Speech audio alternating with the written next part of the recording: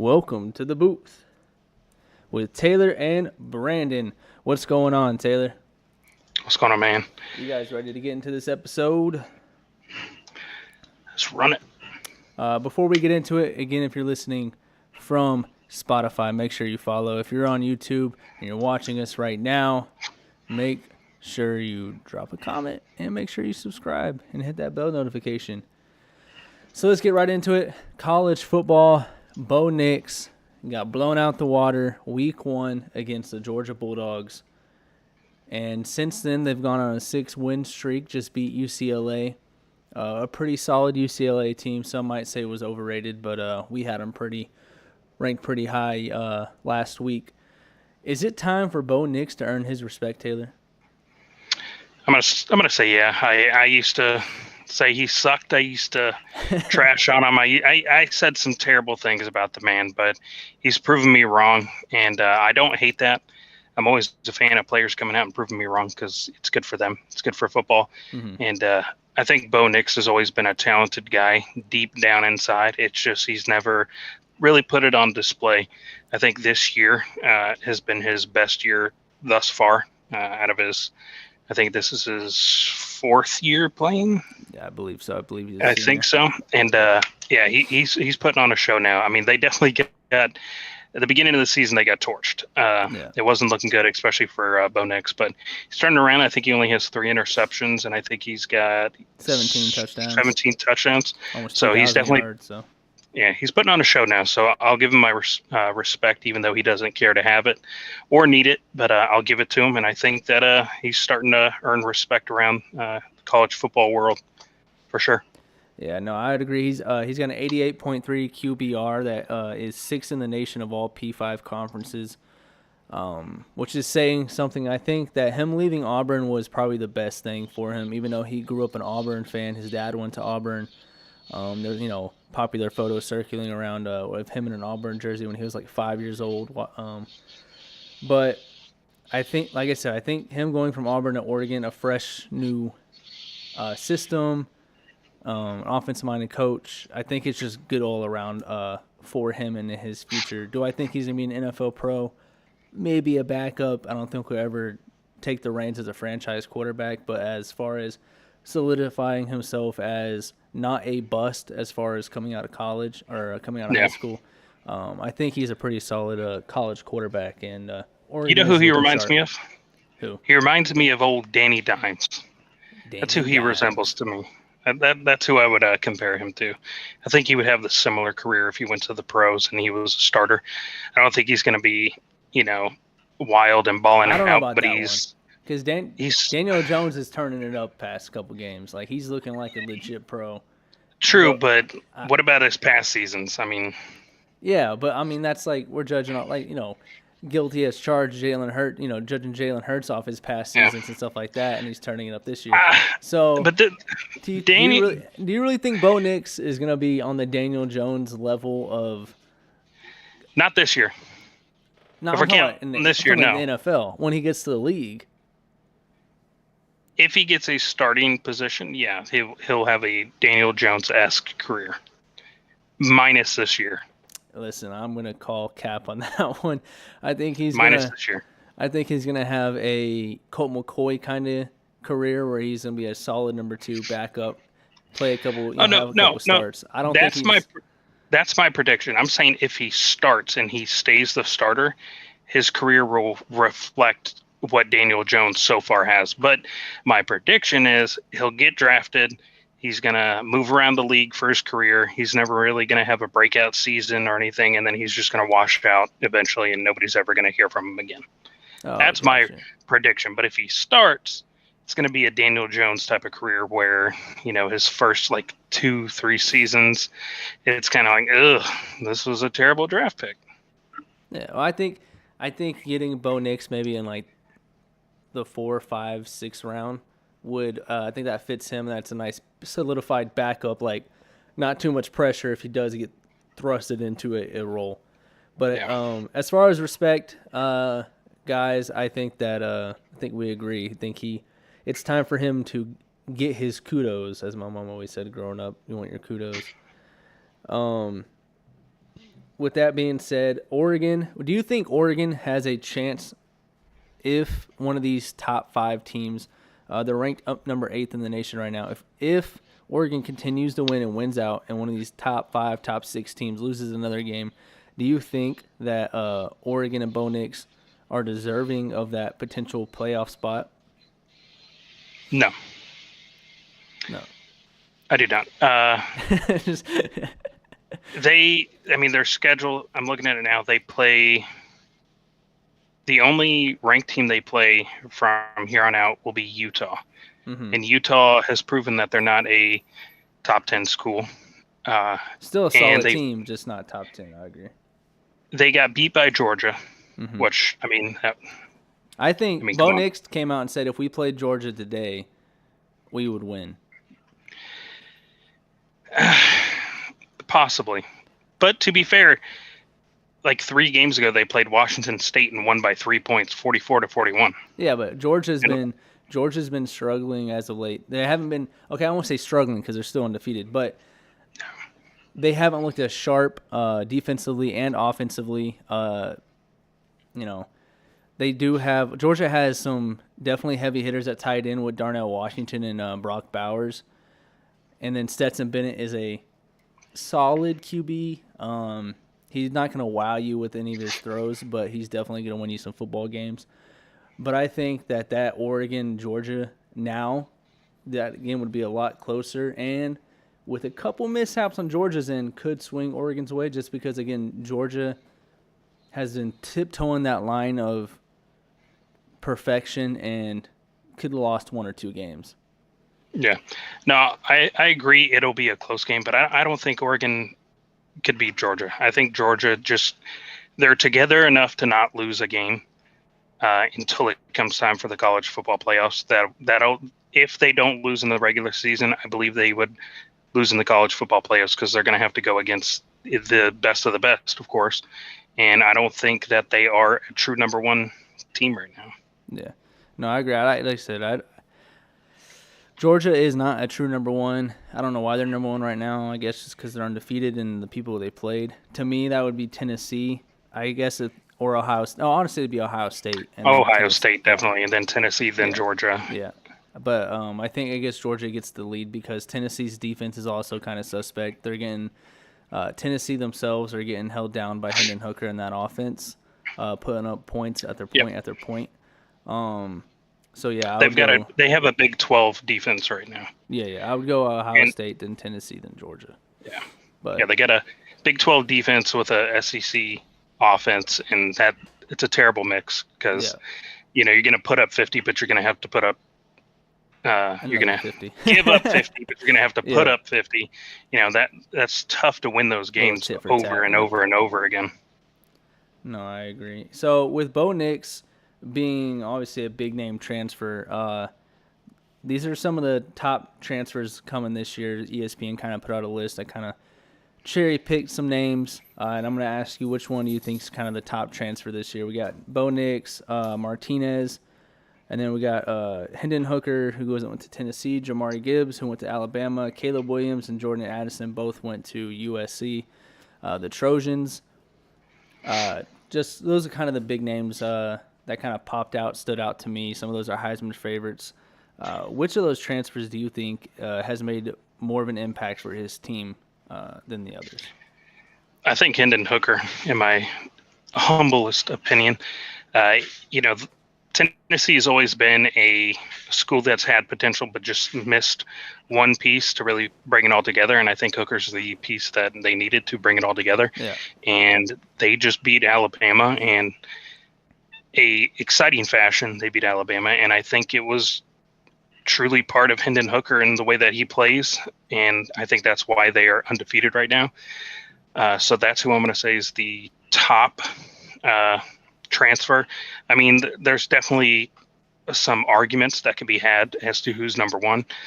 Caleb Williams, USC is now a contender again. They're playing really good football. So, he could be, argued as the best because he took a program that was struggling and now they're ranked and I think they only have 1 loss. So, but I'm going to say Hendon Hooker. I think he's done an exceptional job at Tennessee with what they have, being able to beat Alabama, being able to be undefeated, and be in the top 4. I mean, that's argument enough to put him at number 1.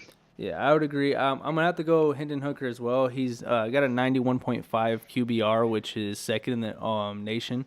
He's got 2,000 passing yards. He's 18 touchdowns to 1 interception. He has Tennessee rolling on all, firing on all cylinders. Like I said, the defense is suspect, but that has nothing to do with him. He's a small town kid from Greensboro, North Carolina. He took a scholarship offer to West Virginia. Was like, you know what, I'm gonna transfer and go over to, or was it Virginia Tech or West Virginia? I can't really remember, but I know he obviously transferred to Tennessee, and he's got the Volunteers rolling, and they look very dangerous. I think Tennessee's always been a quarterback away from being what they are today. And if that defense can step up in the college football playoffs, they honestly have, with Hendon Hooker, have the ability to win it all. And Bo Nix is a nice transfer, and so is Jamar Gibbs. Everyone knows. Personally, I love Jamar Gibbs. He's a great pass-catching back, but also great with the ball in his hands with Alabama. But to me, Hendon Hooker is just playing lights out right now. And to me, moving on, he would be my Heisman favorite over Bryce Young and Caleb Williams and C.J. Stroud. Yeah, and Blake Corum from Michigan. But to me, again, I've fallen in love with Hendon Hooker in his game. He's accurate. He's got a nice arm. He's got a nice touch to the ball. And I think the Volunteers got a good one, despite his 25-year-old age. Yeah. For Heisman, I think I would go C.J. Stroud and then Hendon Hooker, and it's by a slim margin. And then I would put Bryce Young at a 3. I think that C.J. Stroud with what he's doing with Ohio State is phenomenal. Yeah, no, C.J. Stroud is one. Here's the thing. So just looking forecasting towards NFL, what scares me about C.J. Stroud, obviously we're judging off Heisman for what he's doing now, but for the NFL, what C.J. Stroud is Ohio State.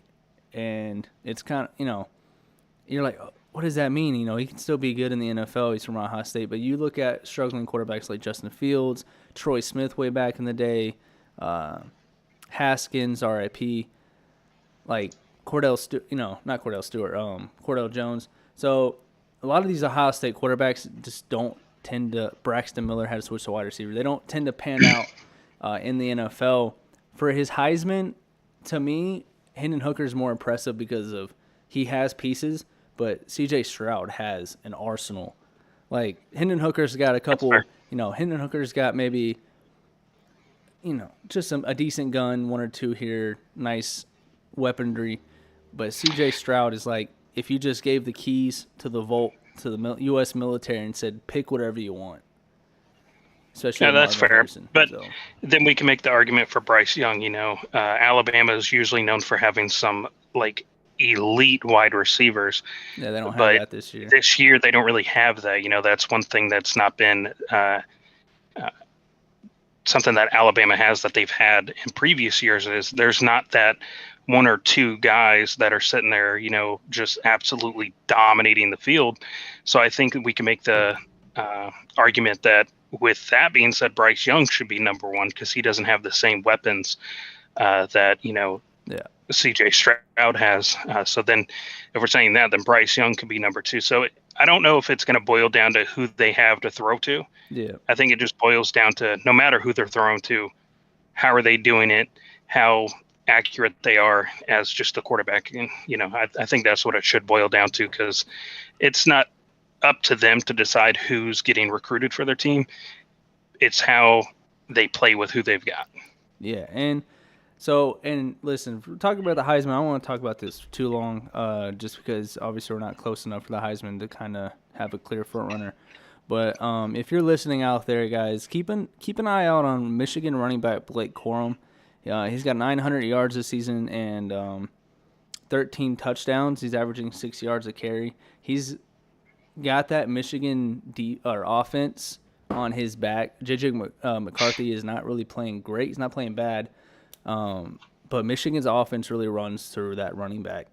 So I know the Heisman is a quarterback kind of award, which is stupid. It should go to the best player overall, no matter the position. just tends to Agreed. roll that quarterback position. And I still think Hendon Hooker is my personal opinion. You say C.J. Stroud, I say Hendon Hooker, but Blake Corum could sneak up there if he continues to have the season that he's having.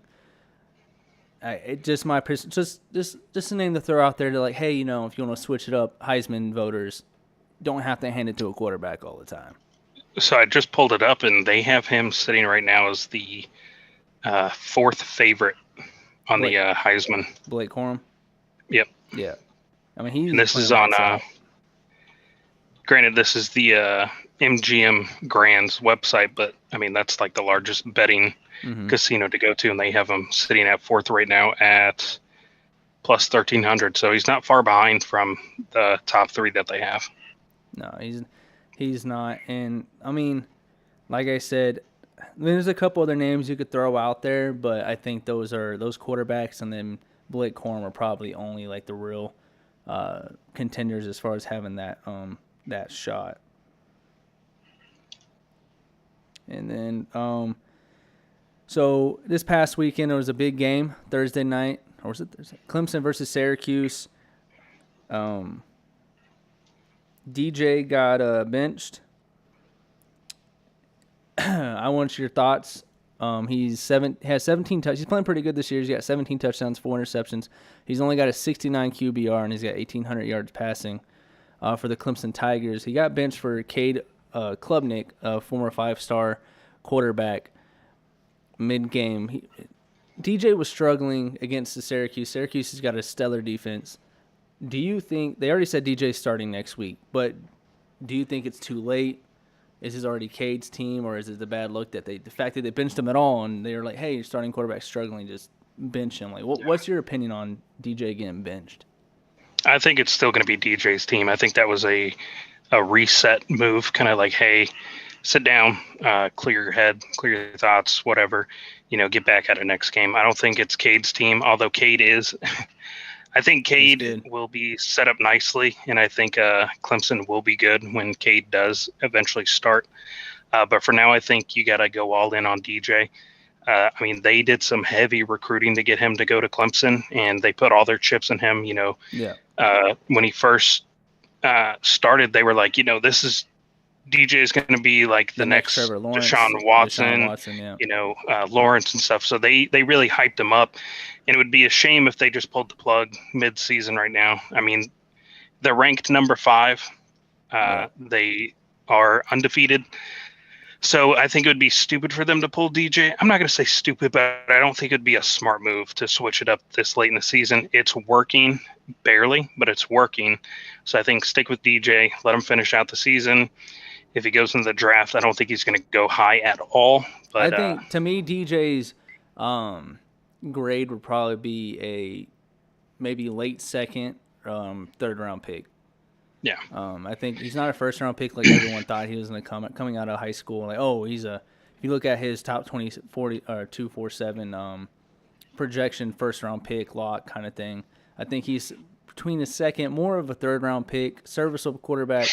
He has upside. Obviously, he was ranked that high in high school for a reason. He's got a nice arm, but that's where I would draft him right now. Does he come out of college this year? Probably not. He still has a couple more years of eligibility. And the reason why I say that is because his previous year, he was trash. I mean, I don't want to put it lightly. He was trash. No, I mean, it was 9 TDs and 10 interceptions. I mean, that's not a good season for a quarterback. No. So, but this year he's obviously turning it up. I still think Clemson, I think you might agree here, I still think Clemson, the bottom of my heart, is overrated. Yes. But as far as his season goes as an individual, he's playing pretty decent. As far as the benching goes, they needed to do what they needed to do to get the win. Cade came in, played great. Turned the game around, and they ended up beating Syracuse. Syracuse is playing pretty well this year. They're no slouch team, but Clemson to me in that ACC. I don't like the ACC. You got Miami, who's lost to Duke and Middle Tennessee State. You've got Florida State, who's playing pretty decent, and then you got NC State, who's playing decent. But it's really only Clemson. Like when you say ACC, it's like, oh, Clemson. You don't Clemson. That's it. Yeah, that's it. You don't think of any of those other programs as a top 5, top 10 team, top quality team. So I mean, Clemson to me is probably maybe I'd put them at 7 or 8 in the nation. But obviously right now they're at 5, just outside of that college football playoffs. So with that being said, we'll move on.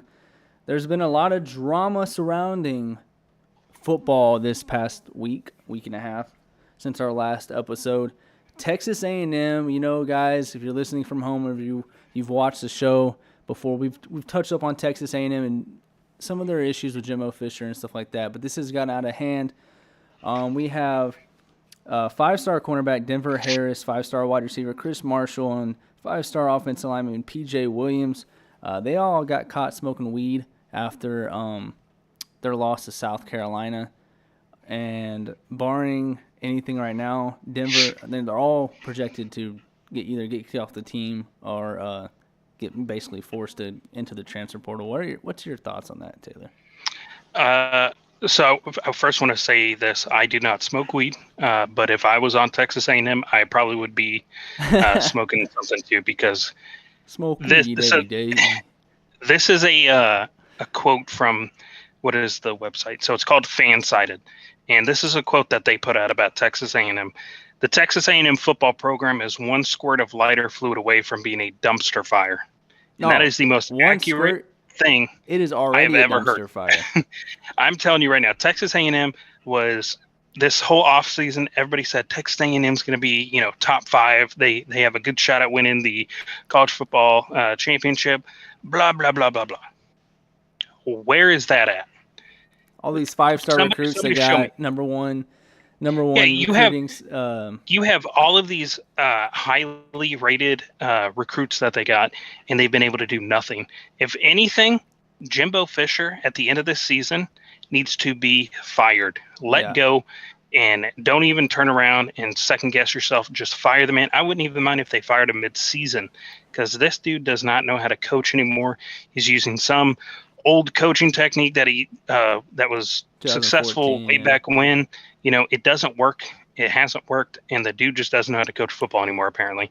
So that's what I would say needs to happen, because I believe the locker room is in shambles. Well, he doesn't know how to coach anymore. To add on to your locker room in shambles, those 3 guys aren't even the end of it. 5-star running back L.J. Johnson has quit the team.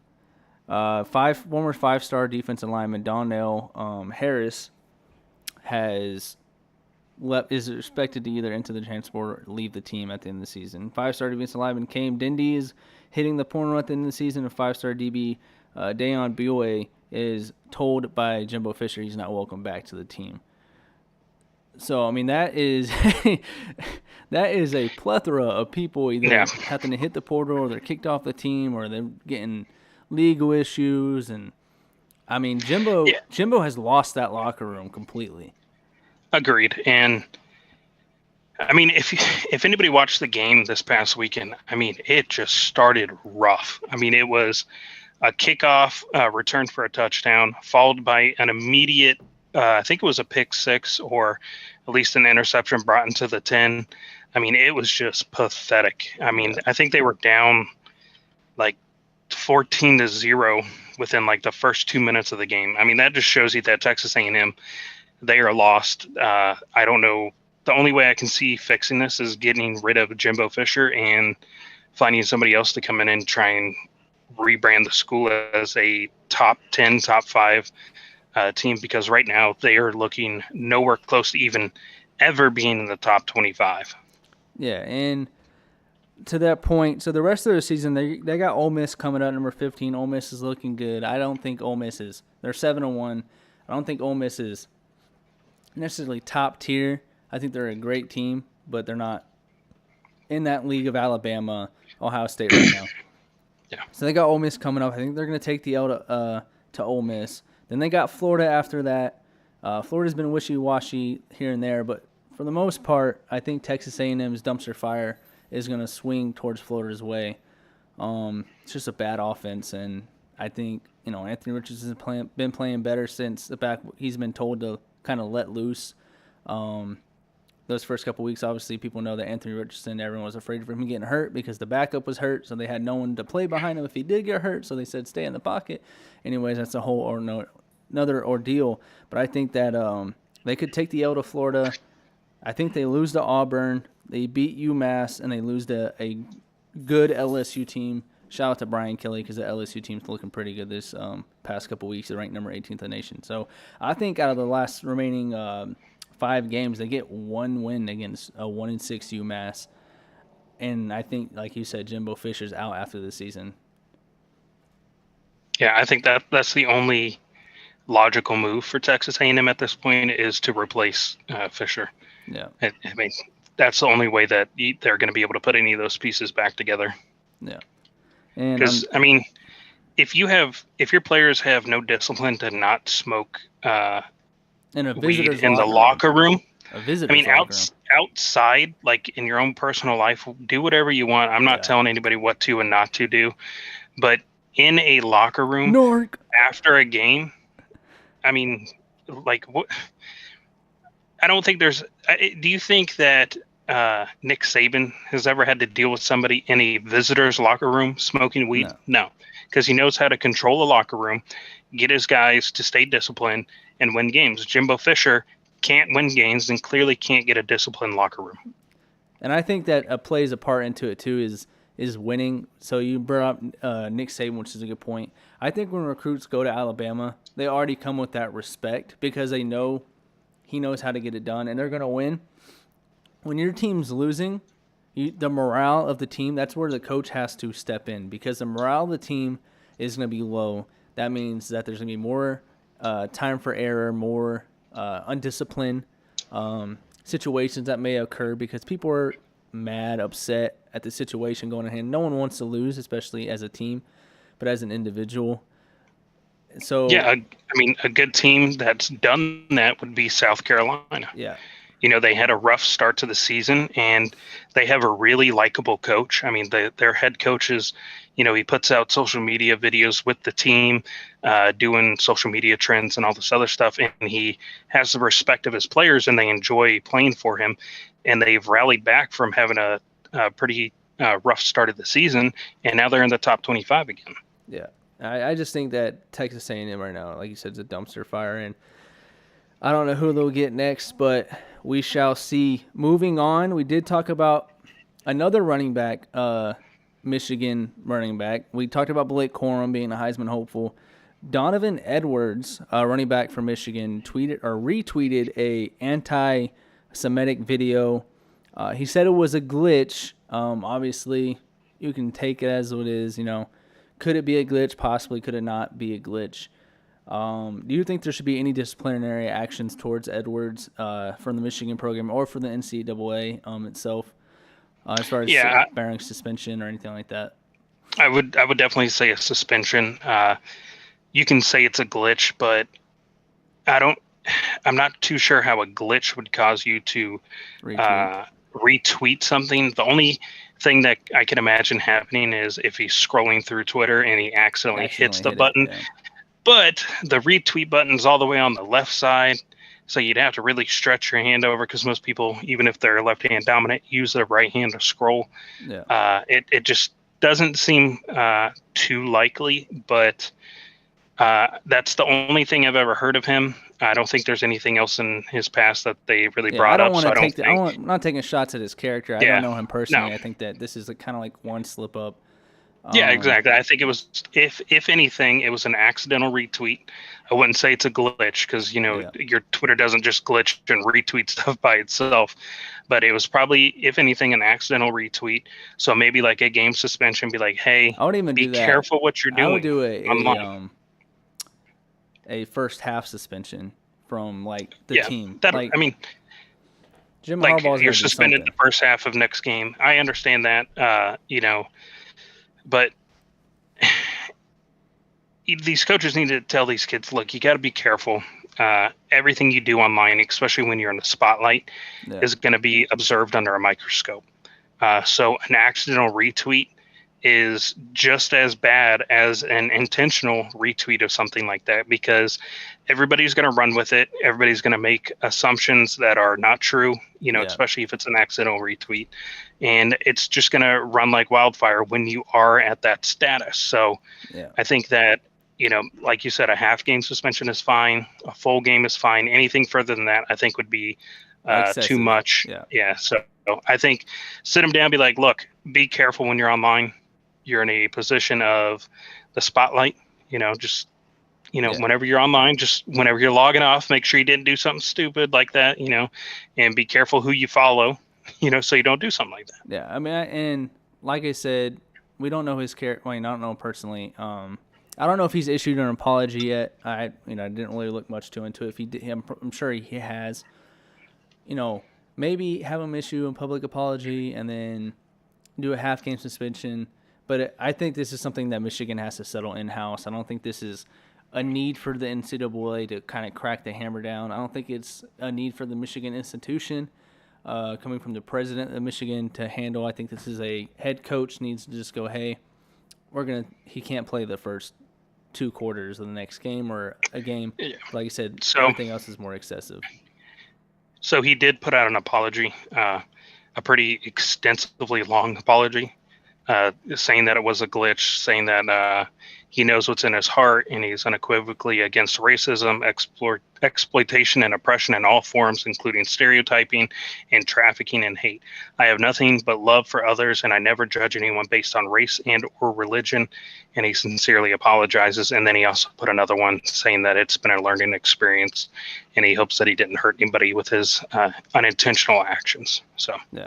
And I think with that, like I said, he issued that apology. Then it should just be water under the bridge at this point. yeah. It's not like he went on an entire anti-Semitic tirade like Kanye West or anything like that. So to me, it should be water under the bridge. It should be no longer a news story.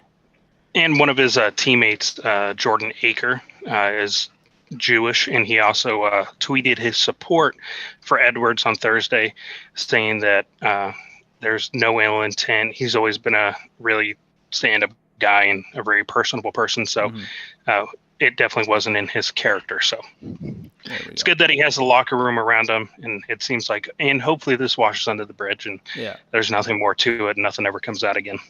Yeah, I agree. So with that being said, Taylor, we're going to go into our game predictions before we break into the NFL. We had a couple games played.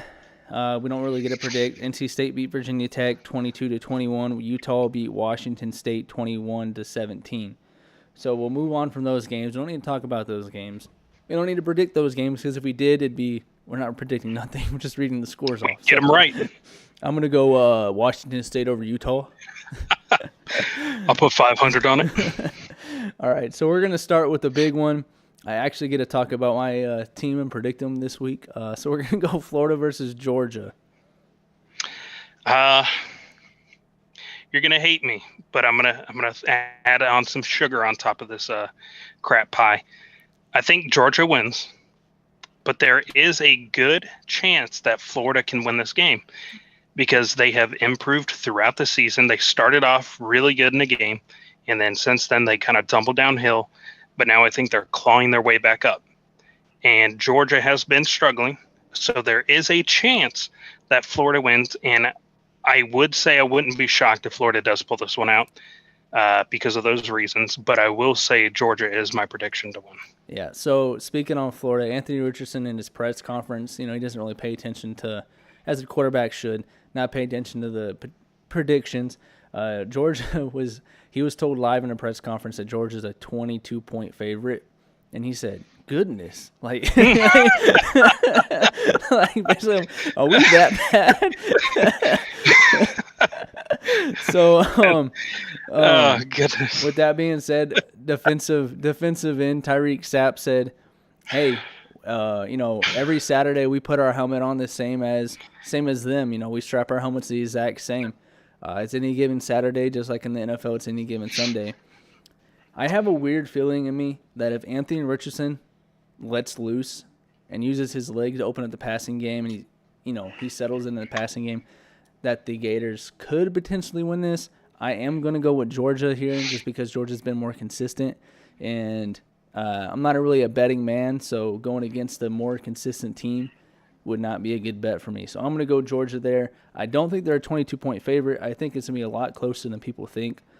Don't count out that Florida team. Like I said, even though I'm a fan, their defense is suspect, yes, as far as passing defense goes. And they do give up a lot of passing yards to the tight end, and Georgia does have 2 great tight ends. But there is a chance if Florida's offense can get rolling, they have Travis Etienne and Montreal Johnson at running back and AR. Just don't sleep on them, all right? Don't sleep on us. So we'll move on to Ohio State versus Penn State.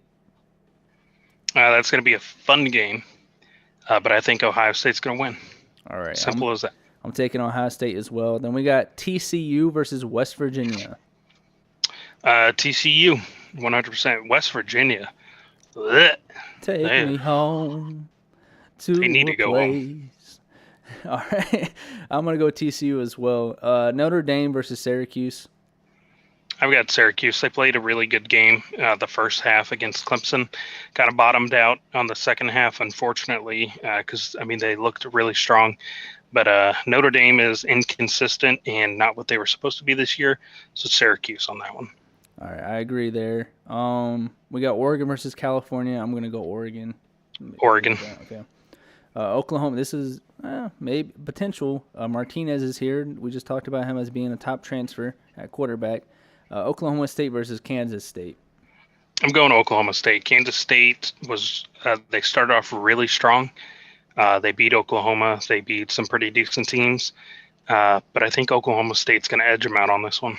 All right, I'm gonna take Kansas State in there, just because I want to throw a wrench in the fact that we keep agreeing on these. I mean that's a good game to throw the wrench in there. Yeah. So, and then we got Wake Forest versus Louisville. I will be completely honest and transparent here. I have not watched a single Wake Forest game. They're 6-1 and they're ranked 10.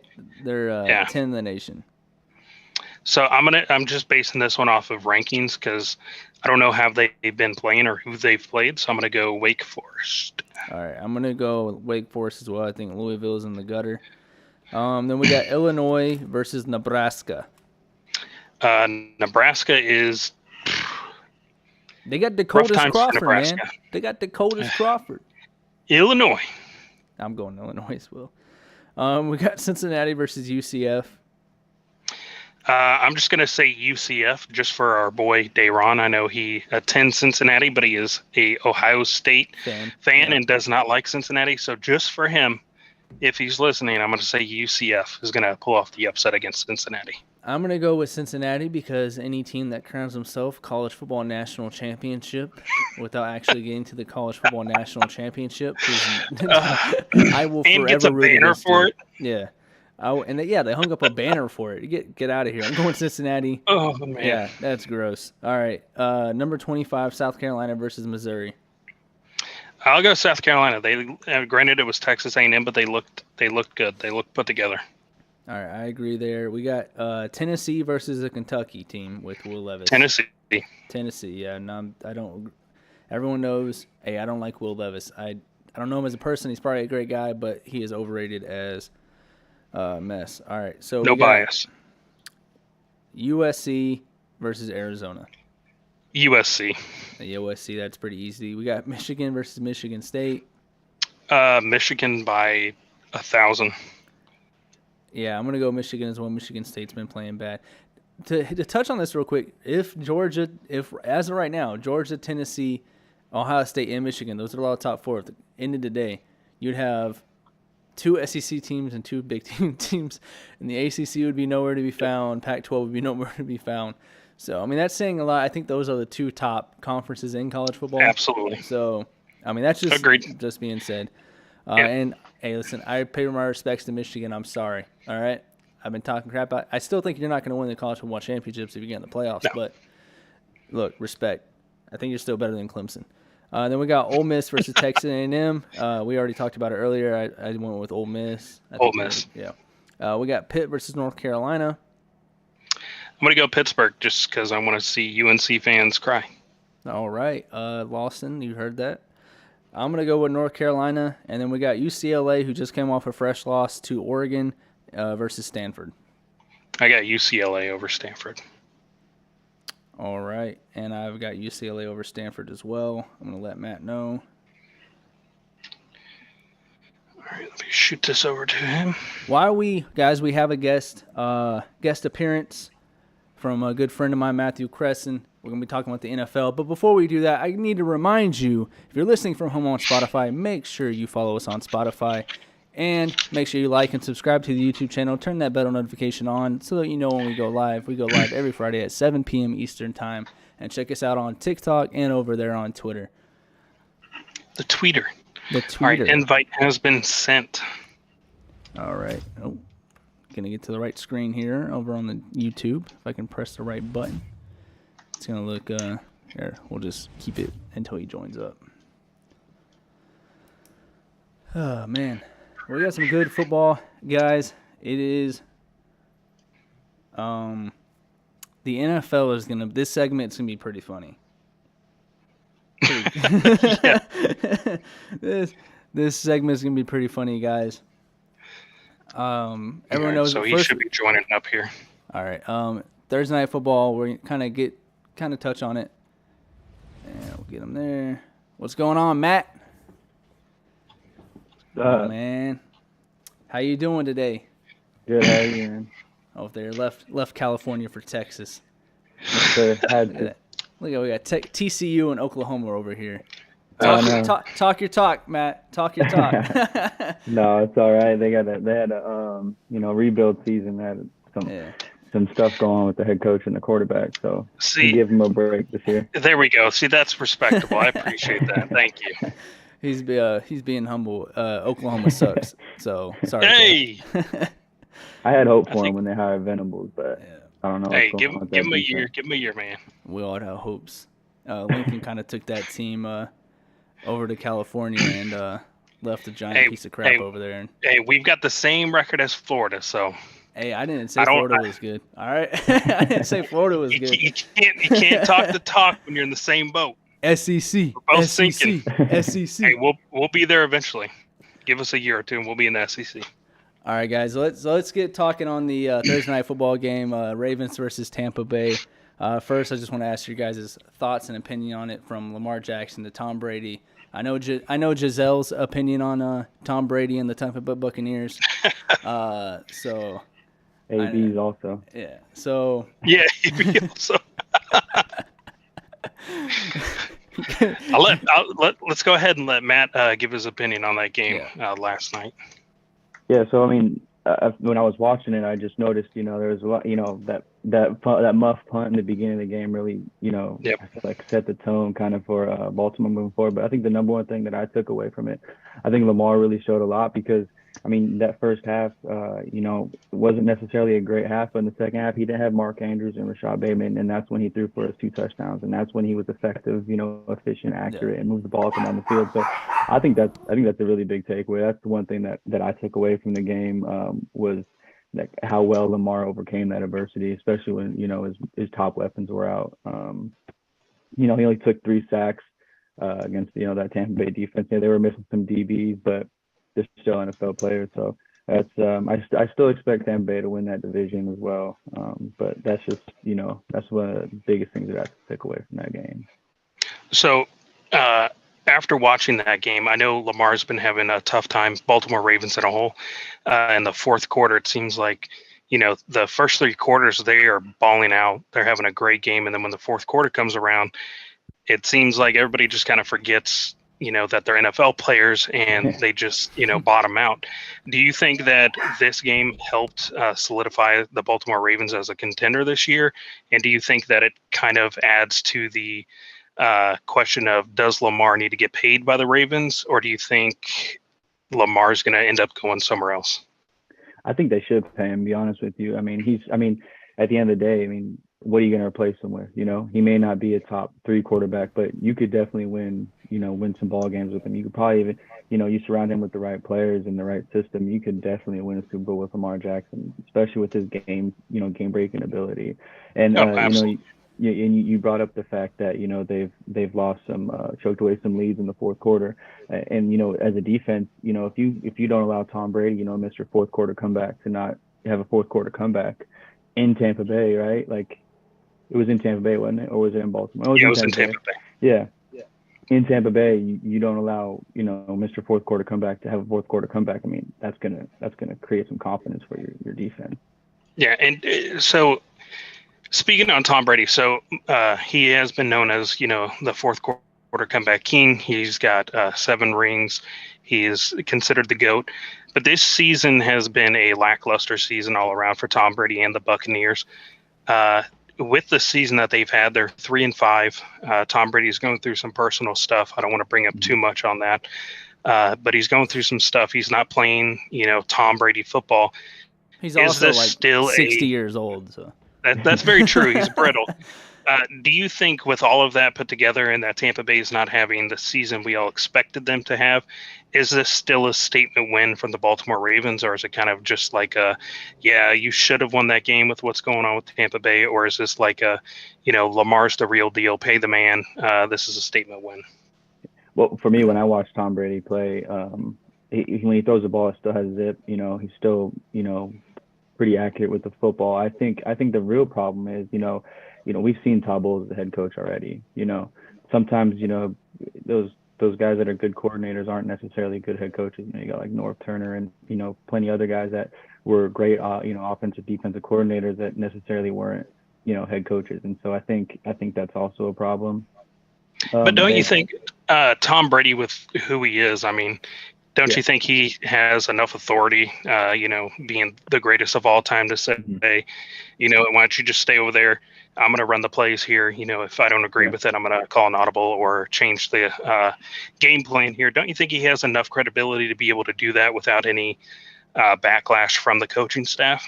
Yeah, but it's also, I think that number one thing, if you look at, Tom Brady's career, they've always had, run game and a defense. They haven't been able to run the football. I know they got some injury issues along the offensive line, especially I believe in the interior offensive line. You got Chris Godwin coming back from injury, and he looks fine.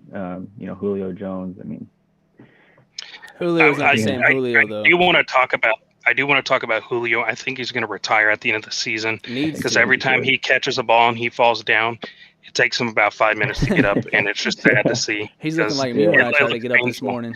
Yeah, exactly.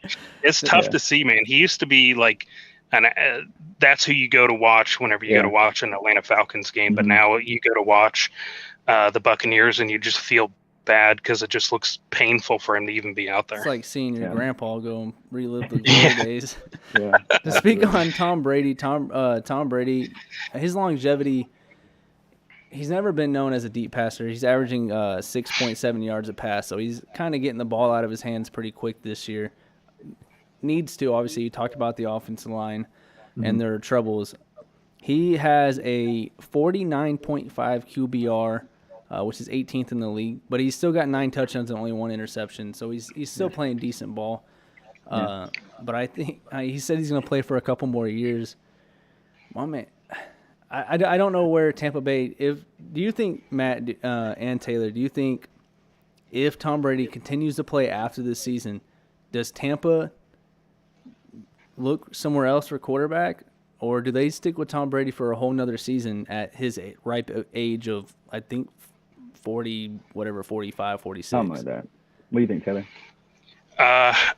I don't think so. I think the biggest issue is, like Matt was saying, their offensive line. And then you also have Mike Evans, who drops wide open passes. And there's literally a still shot of that throw. You can't find a defender around him, and he still ends up dropping the pass. I don't think it's all on Tom Brady this year. Granted, he is Tom Brady, so he should find a way to, get wins and get touchdowns with what he has. But the pieces around him just are not flowing in. They're not connecting. The gears just seem rusted. I think Tampa Bay would be a laughing stock if they were the first team to bench Tom Brady.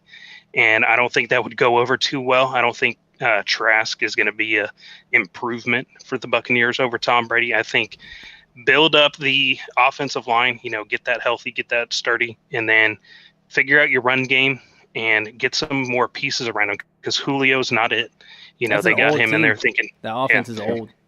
they thought, Julio was going to be that piece that's going to help Tom Brady connect downfield. It's not really panning out. Mike Evans, the dude wants to fight on field, which is cool, back up your team, but he was out for a game. So that doesn't help Tom Brady. He drops wide open passes for TDs. That doesn't help the team. So I don't think it's all on Tom Brady. I think Tom Brady can play 3 to 4 more seasons and still be a serviceable quarterback. I don't think he's going to, win another 3 rings or anything, but he's going to get the team where they need to be. So do you think Tampa Bay moves on, or do you think, to me, they need to move on after the season, but I don't think they should.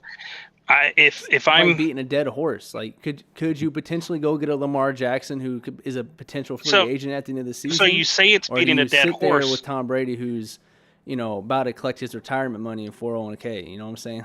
But look, you say it's beating a dead horse, but 2 seasons ago they won the Super Bowl. Then the following season they make it to the playoffs and lose to the Rams. But in a really good game, Tom Brady put them in a perfect position to win. The Rams somehow found a way to pull it off. And then they have a season where there's personal issues, there's offensive line issues, there's wide receiver issues, there's running back issues, there's coaching issues.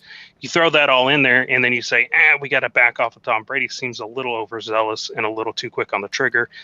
I think if they miss the playoffs, though, there's a good chance where you could potentially, that's all I'm saying. I'm saying if they miss the playoffs, it's like, okay.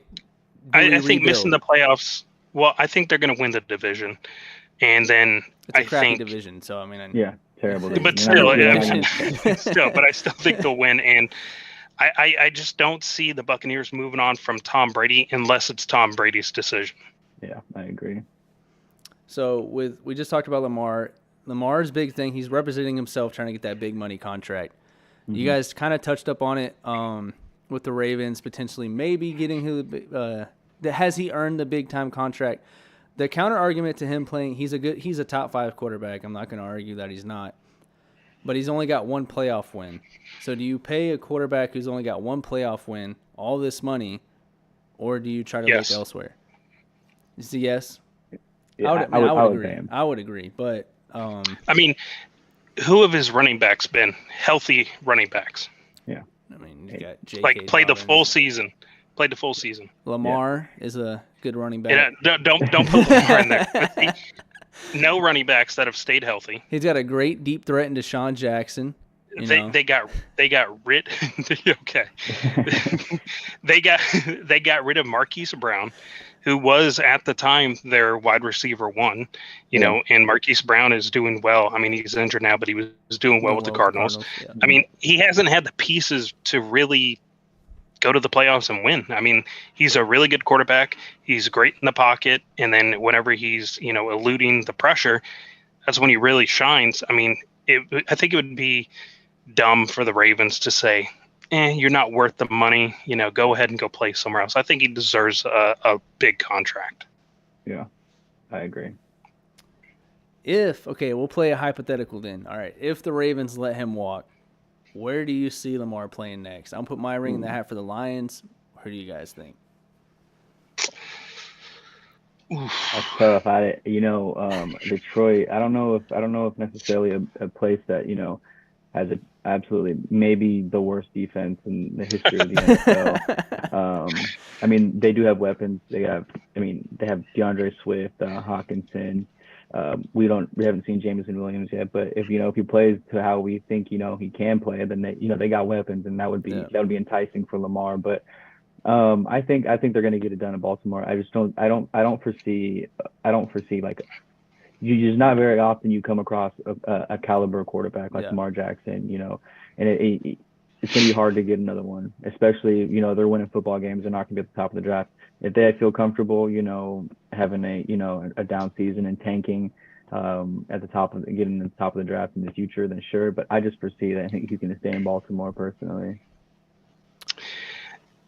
I would agree. I think Baltimore is where he needs to stay, and I think he will end up staying there. But if he were to leave, like the top teams, I would say possibly the Saints would be a good option for him. the Seahawks would be a great option, or the 49ers. I'm not sure if the 49ers are dead set on Trey Lance. I would say, jump ship, waste that first round draft pick because the kid is not it. Because they are a quarterback away from being Super Bowl contenders, and Lamar would put them over edge. Yeah, Lamar would be a Madden type of team. Yeah, I like that. Yeah. That would be great. Oh man, that's like if I loaded up Madden right now. Lamar. Yeah, that would be a disgusting team. Those RPOs, those options would be stupid. What are you gonna do? Yeah, so the 49ers fans like salivating over here in California, like the potential. I think 49ers or Seahawks, because the Seahawks need a QB. Geno's playing good, but he's not a franchise quarterback, and he's proven that year after year. And Drew Lock definitely ain't it. So I think they either, spend some draft picks in this upcoming draft for a quarterback, or try and sign Lamar if the Ravens don't pick him up. And I think the Seahawks would be set with DK, Rashad Penny coming back next season, and then Lamar at the helm. I think that would be a pretty nasty team. Yeah, I would agree. Another name to throw out there randomly is the Carolina Panthers. Potentially, I think they're going to go quarterback in the draft, but the Panthers with DJ Moore would be pretty solid. Once Matt Corral comes back, I think they need to give him a shot. Yeah, see what they got. He's a Marine kid, so military. Yeah, I mean, see, man, hoorah! Yeah, I know he got hurt. But I know he hurt his foot, but I don't understand this new thing of we just drafted a quarterback, so we're going to go get another one. You got 3 quarterbacks there that are serviceable. Baker Mayfield, granted this season he's been a walking trash can.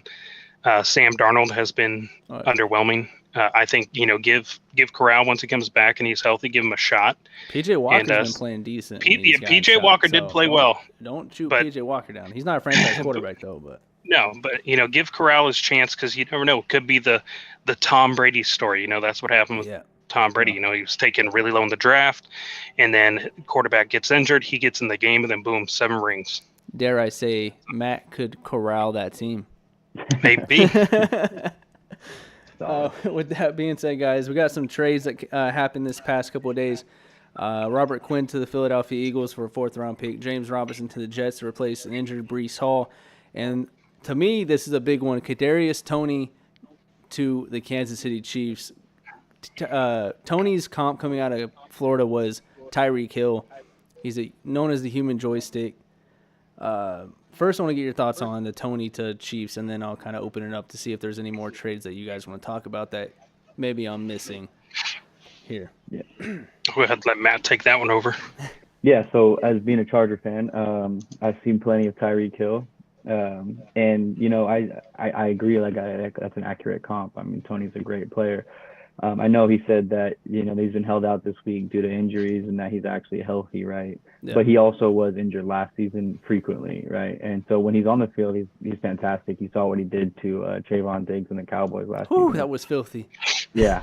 So, I mean, he had he's had some games, and he's got that potential. And if anybody's going to unlock his, get him to that Tyreek Hill level, I mean, the offensive guru of Andy Reid, and you got Patrick Mahomes and Kelsey over the middle. So I mean, it's just going to really. I think you're going to see a lot of Kadarius Toney screens as well. Maybe some drags, get him in the open field and get him moving before he catches the ball. Also, so I think it's going to be a huge addition to their offense if he stays healthy. Yeah, I fully agree. I think this will be the biggest L that the New York Giants will take in a while for not utilizing Kadarius Toney to his full potential. Because, I mean, if you just look at his highlight tape from college, I mean, the dude he defies physics with the way that he moves. I mean, he is disgustingly fast, disgustingly quick. I mean, everything he does is fluid. I think the New York Giants absolutely failed him, and I think that Kansas City already knows how to utilize a player like him, so they already have an entire playbook probably just built around the man. And I think Patrick Mahomes is going to be completely set, and I think there could be a Super Bowl run with those two connecting. I think he literally is Tyreek Hill 2.0, and I think it's going to be amazing to watch. And I think the big thing for Tony, obviously he's going from Daniel Jones, who's a decent quarterback, to Pat Mahomes, which is arguably one of the best quarterbacks. The only other quarterback you could probably make that argument is Josh Allen right now. But he's going from turf to grass, to a grass field.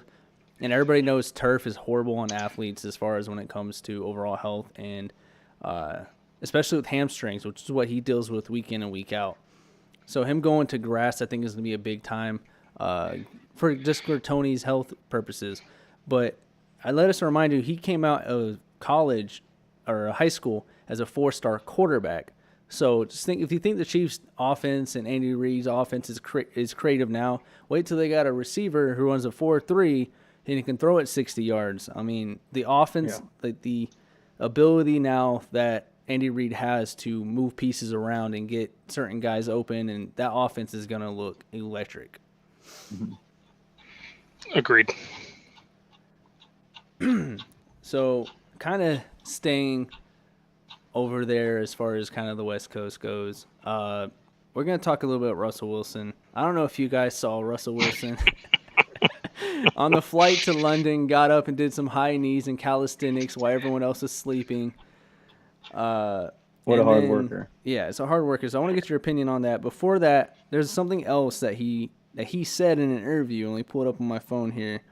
I'm going to read this to you guys because I don't know if you guys have heard this yet. All right, so Wilson says that life is a continuous battle against what he calls wasted seconds. The biggest culprits are eating, sleeping, and yes, going to the bathroom. He says, in quotes, it's theoretically possible to design a diet and fitness routine so efficient that your body no longer has to poop. I might wear number 2 on my chest, but my goal is to reduce my poop down to once a week. Right now, I'm in a loading phase where I only allow myself to poop 2 days a week. It has really improved my energy and sex drive, plus the internal waste provides more cushion on Sundays. Is that a real thing? That's a real thing. Yes. Okay, that sounds like something that Kim Jong-un would say, from the interview. He doesn't go to the bathroom. That's wild. Yeah. That's an SNL skit full, like, all the way through. I mean, what? Oh, man. So you want our thoughts on that? Listen, I want 1 or number 2 thoughts on that, all right? So I will say this. The man has been known to spend $1 to $2 million per year on his physical well-being. So what you did as there. far as personal trainers, nutritionists, his diet, his workout routines, et cetera, et cetera. I'm all cool with that. I'm all cool with finding a diet that works best for your physique and your body makeup, all that stuff. I'm fine with a workout routine that works for you, but I kind of draw the line at reducing how many times you visit the bathroom and then saying it helps you on game day. My dude, take your number 2s because you are sucking this season and it is not working out for you. Drop that deuce. Yeah. Lose some weight, scramble out of that pocket, and make some plays happen because it ain't working for you. Oh, he's been struggling to read defenses all year. So, but yeah, he needs to drop that. And part of it, and his current teammates can't even freaking sleep on a plane because he's doing high knees. Well, yeah, that they can't, but they can't even talk to him, being that they have to go through his agent. We have some people in chat here says, man, imagine going back to the Tony thing. Man, imagine McCole Hardman and Tony in the backfield at the same time. And disgusting. Someone said Shannon Sharp murdered Wilson on Undisputed. Yeah. Doesn't Isaiah Pacheco run like a 4.4 or 4.3, something like that? Yeah, Tony runs a 4.3. McCole Hardman runs a 4.4. Isaiah Pacheco. I think he runs about a 4.4 as well. That whole team is speed, man. So yeah. But we're going to play a game because Russell Wilson is probably one of the cringiest people on earth I have ever seen. So we're going to play what's more cringy. All right, so it's going to be Russell Wilson or bronies or furries, essentially. Russell Wilson. Yeah. All right, what's more cringy, Russell Wilson or dad jokes? Russell Wilson. Russell Wilson, let's ride. Yeah. You try my danger witch? Russell Wilson or fedoras, or where's my hug guys? You know, the guys who go, hey yo, where's Oh my hug? no, that's fedoras. Fedoras. Yeah, Alright. yeah, fedoras and the "Where's my hug?" I mean, that's just crossing a line. Yeah. I mean, you can Every talk about your school's got number them. twos all Every day, school's got but them. don't be the "Where's my hug" guy. All right, It's close, anybody though. listening, Yeah. just don't be that guy. Yeah, not that guy, pal. Not that guy. All right, and the last one, and I just got these from random list of on the internet what cringy things. So, what's more cringy, Russell Wilson or cargo shorts? I don't hate on cargo Russell shorts. Wilson. Russell Wilson. I'll rock some cargo shorts. You rock some cargo shorts. Chat Oh saying yeah, I Russell mean, Wilson as well. utilize them cargo shorts, man. You know how many things you could put in them shorts? Yeah. Phone, wallet, keys, all in a separate pocket. Mhm. Tater I mean, tots. You know, yeah, Napoleon tater Dynamite. tots. You know, Russell Wilson hands down. Yeah. Yeah, it's still Russell. So yeah, listen. I don't know what Sierra sees. Like I'm sure he's a great guy and he's a great father to future's kids, but I don't know. At this point, I think Sierra needs to go back to the streets. I mean, it seems like it just seems like he's not being like genuine, like he's forcing it almost. Yeah. Like he's It feels like he's acting. It's like the biggest play is his life, and he's acting as someone new. I don't want to blame the wife here, but it seems all this came about when he did get married to Sierra, and she's a NFL football players, basketball players are considered B-list celebrities, and now he's married to an A-list celebrity, pretty big A-list celebrity. Do you think any it's just throwing out, That's do you a good think point. any of that has to do with Sierra? No, I think that's a good point. Because they're tied together, so his image is her image. So she probably wants, him acting and behaving a specific way. But I mean, at the end of the day, he's still doing it, So, and I don't think I don't know anything about her really other than her music and stuff. But I mean, I haven't seen her act and speak Super the way cringy. that he does. Yeah. So it may just be Russell. Yeah. So, all right, we'll move on from that. We're going to get talking about some QB confusion going on here in the NFL this past week. A lot of things have been moving pieces. We have Sam Ellinger. It's his time in Indy. Matt Ryan got benched. Mac Jones gets benched for Bailey Zappi. However, Jones is still going to start this upcoming week. And then we got Jameis or Andy Dalton. Jameis is potentially coming back from injury. Who do you go with there? And then we got Carson Wentz, who's injured. He comes back in 6 weeks. And Tyler Heineke. So I want to know your guys' opinion. Obviously, we know Sam Ellinger is starting there. So we'll talk more about Mac Jones, Bailey Zappi, Jameis and Dalton, and Wentz and Heineke, and kind of get your guys' opinion there. Yeah. Go ahead, Taylor. So as far as the Mac Jones situation, I think that Mac Jones does deserve to start. I think last season he played fairly well for being a rookie QB. Pro Bowl. You got to earn Pro Bowl of the year. Yeah, I think that alone gives him the go-ahead to be the starter. I didn't understand the benching of Mac Jones last game, if it was due to his injury, because a high ankle sprain that's nothing to joke around with. I mean, it hurts. It takes a while to come back from, and he came back fairly quickly. I think they probably should have just sat him out one more game and then brought him back this week. So I kind of feel like Bill Belichick just doesn't have confidence, and now he's showing he doesn't have confidence, and now it's kind of throwing the whole team off because it's like, all right, who's our quarterback? Who are we supposed to trust out there on the field? Because I don't know if it's going to be Mac Jones next play or Zappi, who it is. Zappi is a really good quarterback, but it's not his time. It may not even be his team yet. Mac Jones definitely needs to be given the credit that is due, just like Jalen Hurts needed his time to develop and evolve, because now, I mean, he's got the only undefeated team in the NFL, and everybody was ragging on him last year. So give him time to develop, give him time to become a complete quarterback, and then after he gets another season under his belt without an injury, then you can make these determining decisions like, all right, he's going to be benched, whatever. That's my opinion on that situation. Yeah. I mean, just look at it. You got Mac Jones, Bailey Zappi, right? You have a defensive coordinator as the offensive coordinator. You have your number one weapon as Devontae Parker. I mean, what can you really expect? I mean, that was a pretty bad interception. I don't think Mac Jones has the best arm talent in the entire world, but mean, he could still win you some ball games. He showed that last year. Bailey Zappi, I mean, I think they're very similar quarterbacks, and that's probably why Bill drafted him.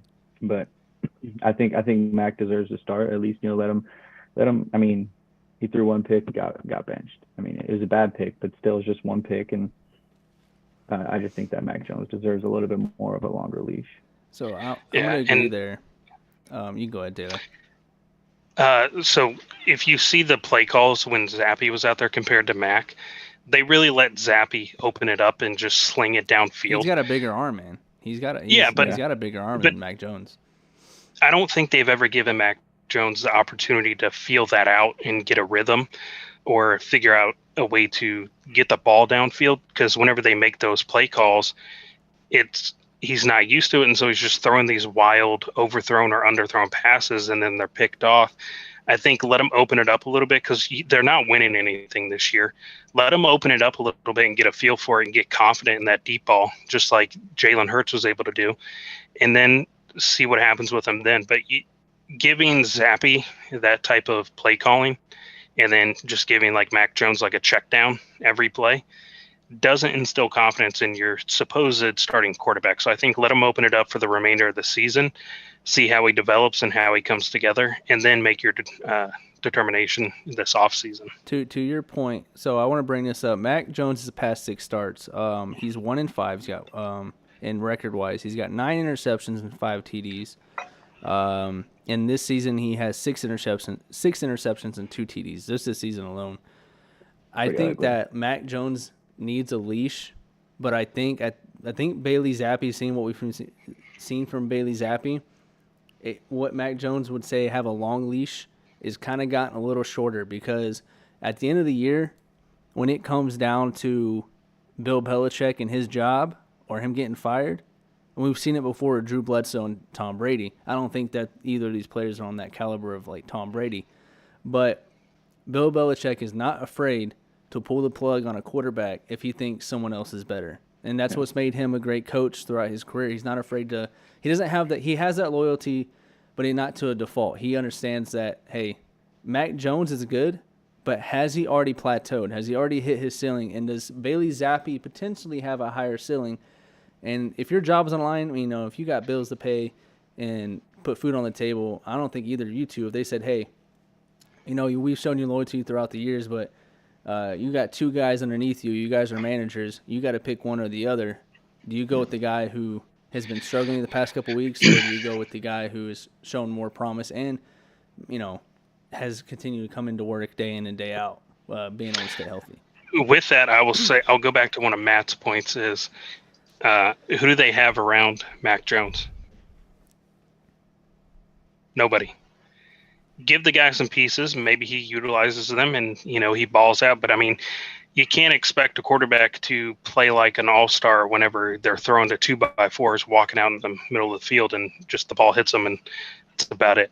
Give him some weapons, see how he uses those weapons and how far he can take the team with those players, and then see what happens there. But he's kind of in a terrible spot right now. No players to really throw to. They don't really have an insane running back. They have a decent running back, but he's not like top 5 or anything. But to counter your point, just get him. Both quarterbacks have seen the exact same offensive players of basically having nobody, and Zappi so far has looked better in that offense. Who they played each? You said what? It also depends on their opponent's defensive ability. Let's see. Who has Zappi played? I don't even know. Zappi played the Browns. He went Goat. 24 for 34, 309 yards, 2 TDs, 0 interceptions. He played the Lions. They played the Lions. He went 1-1, 1 TD, 1 interception. Hand him the against keys. The Lions. Hand him the keys. He is against the Lions. Two of the worst. He threw an interception to the worst defense in the league. Come on now. Yeah. I mean, and then they played the Packers. I don't know, was Billy Zappi in that one? Yeah. And they lost that game. So the Packers are average defense. Yeah. And he only threw 1 TD and 99 yards. So that's not a Listen, I agree with both of you guys. I think Mac Jones still needs to do it. I'm just here to throw a wrench into the argument, so we're not all sitting here being yes men. All right, but I mean, like you said, I still think that Zappe has a lot of talent that Mac Jones, he's got to look over his shoulder a little bit. Kind of like how I think, Dak Prescott and, Cooper Rush, but, we're not going to talk about that, Cowboys fans. We're not going to talk about that. But I still think Dak Prescott's better than Cooper Rush, but that's on another episode. So we'll move on from the Mac Jones. Well, last thought on the Patriots. Does Bill Belichick lose his job at the end of the season? Two crappy seasons back to back. No. All right. No, come on, man. Fair enough. All right. This man's throwing all the wrenches out there that he can. I'm trying, man. I'm trying. All right. We'll go to Jameis and Andy Dalton both. Jameis played a couple games this year and he has looked subpar. I mean, he's looked like Jameis Winston. He went 30 for 30 at one point in his life. So, do you stick with Andy Dalton or do you go to Jameis Winston when he's fully healthy? I personally don't think it matters. I mean, they're very similar players as far as stats as it sits this season. I don't think Jameis is the best quarterback you could have on the team. I don't think Andy Dalton's the best quarterback you can have on the team. Andy Dalton has experience that Jameis Winston doesn't have, but Jameis Winston also has the greatest stat of all time, 30 for 30. ESPN, so that's 30 for 30. That's cool. I really don't think it matters for the Saints. I think they need to be looking for a quarterback. They're not winning anything this season. I think this upcoming game, I think Michael Thomas is out. Somebody else is out. It does not matter who they start. Play whoever you could put in Taysom Hill. I don't care. It doesn't matter for them. They're going to get a new quarterback. Yeah. So that's my opinion. Someone from chat said Winston. Do you agree with that? I personally love Jameis Winston. I think Jameis Winston is probably like a top 15 quarterback. I mean, you look at his stats last year before he tore up his knee. I think he was like 14-3. And throwing to his wide receiver one was Marquez Callaway. I think Jameis Winston. I mean, you got a guy that can throw the ball at any level of the field with accuracy. Now, sometimes the decision making is a little bit, bad. But that year he was 30 for 30. He was in that Bruce Arians down the field vertical offensive scheme. So he was pushing the ball on the field, forcing it, into double coverage. And so I think this scheme is a little bit more tailored to him. And so personally, I would go with Jameis Winston. And if I was the Saints, I would keep Jameis Winston on the roster for the foreseeable future. I think Jameis Winston's a quality quarterback in the NFL. I don't think he's, a world beater by any means, but I do think he's a quality quarterback. And I personally think that they can win games with Jameis Winston. It wasn't his 30 for 30 season. Didn't he come out and say he actually needed like eye surgery or something? Yeah. He was blind. He was I will say this. As far as like personality wise, Jameis Winston is hands down my favorite quarterback playing the game right now. That would be like my main reason for keeping him on the roster because that dude is hilarious. I absolutely love him. Can you do? You're good at impersonations. Can you do the W thing where he's like? No, I cannot. We in W's. I'll work on that one. Hit me up next week. I got you on that. I got you.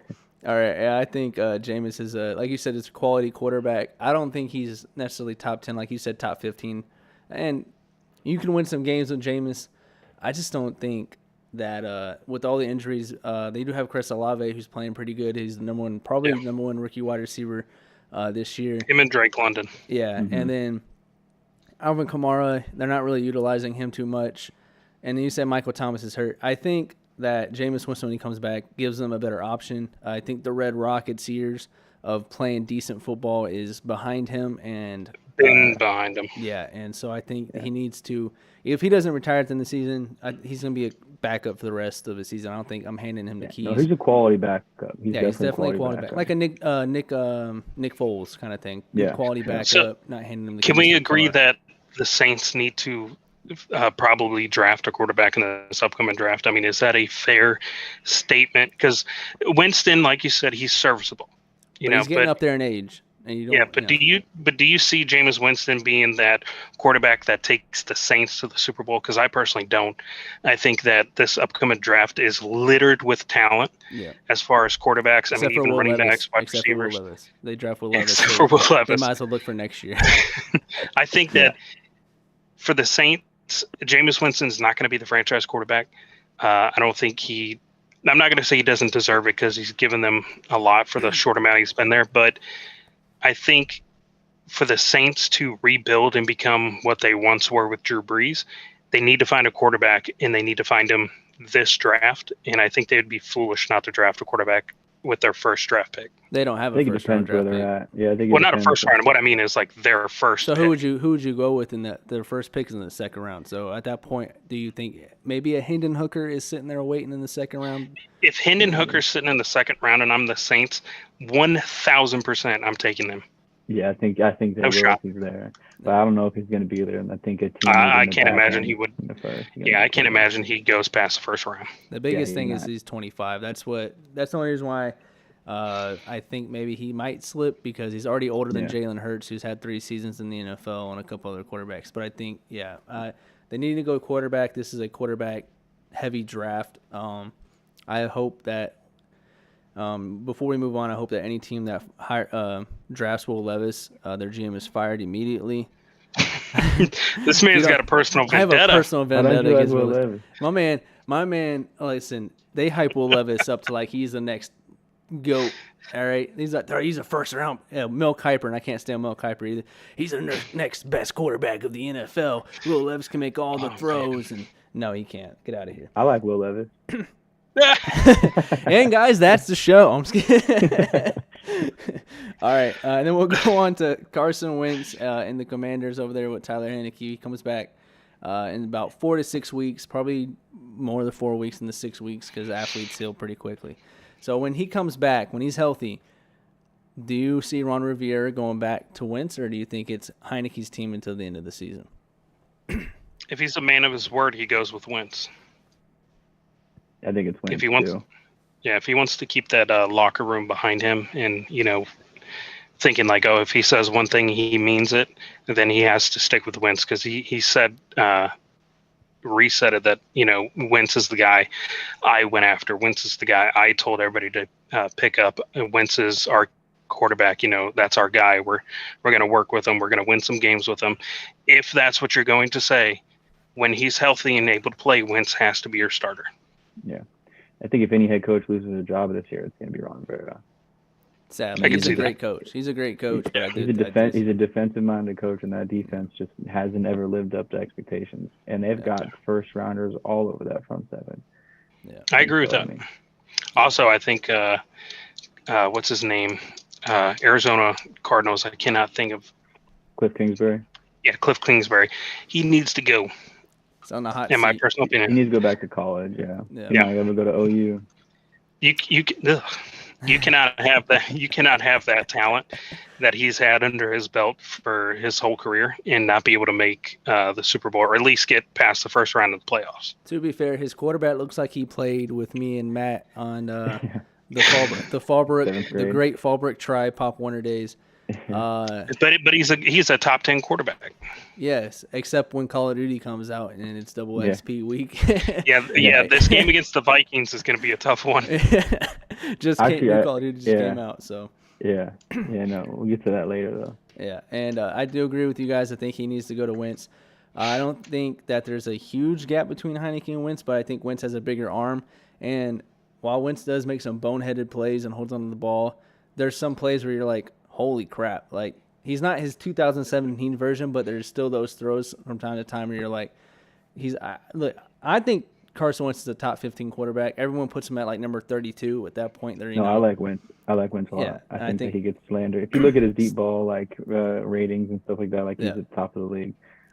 And before he got hurt, he was top of the league for QBR and passing yards. So it's like, I think he unfortunately, he's the NFL punching bag. But I'm with you guys. I don't think he deserves the hate that he gets. Yeah, definitely unnecessary. All right, so being a Chargers fan, we got to move on. Yeah, because you guys, he didn't know about the Emmanuel Ocho, former Eagles linebacker, Texas linebacker Emmanuel Ocho said on TV, and I'm just going to paraphrase because I don't have the exact quotes, but he said he would take Tua over Justin Herbert. He said Justin Herbert's not a top 5 quarterback, and that he is basically being captain check down this year, and that basically the Chargers are better off without Herbert. So I need your thoughts on that. Matt, you can go first. I've been looking forward to this.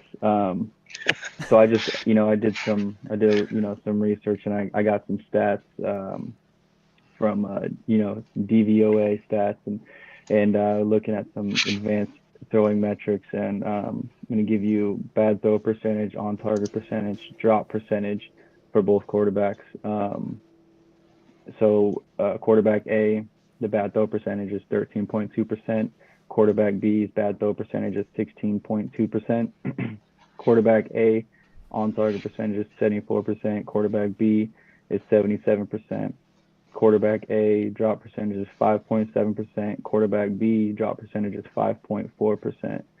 So quarterback A has had less bad throws and has had more drops and has had a little bit lower on target percentage. Quarterback A is Justin Herbert. So he's been slightly a little bit off target comparatively to Tua. But then again, you have Tua has Tyreek Hill, Jalen Waddle in that team. He's got a team, yeah. Yeah, and then so when you just don't look at the percentage and you just look at the overall numbers, Justin Herbert's had 308 throws attempts to Tua's 250. So Justin Herbert's had 39 bad throws. Tua's had 24. So he's had double the amount of throws in very close, proximity to bad throws overall. And the same thing goes for on target. And he's had double the amount of drops that Tua Tagovailoa has had. And then if you look at, the run DVOA for Los Angeles compared to Miami, Los Angeles is 25th out of 32 defensively and 13th against the pass versus Miami's 7th and 25th. And then you look at the offensive points per drive. LA is 14th in points per drive at 2.13 points per drive, and Miami is 19th at 1.87 points per drive. So even though Justin Herbert has all of his weapons hurt, just about, he's got no ribs, an absolutely terrible play caller, he's averaging more points per drive than Miami and Tua Tagovailoa has, with two of the best weapons in the entire league.